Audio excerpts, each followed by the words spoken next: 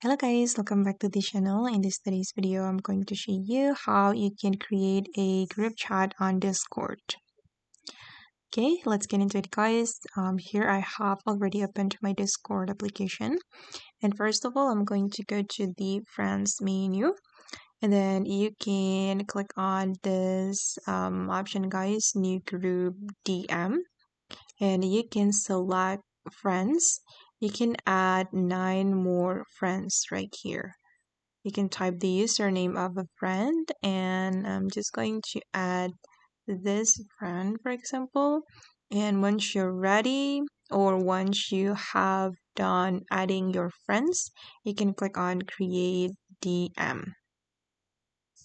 Okay, and the DM has been created, guys, but I only add one friend, so it's just like a personal chat, so you can add more than one friends.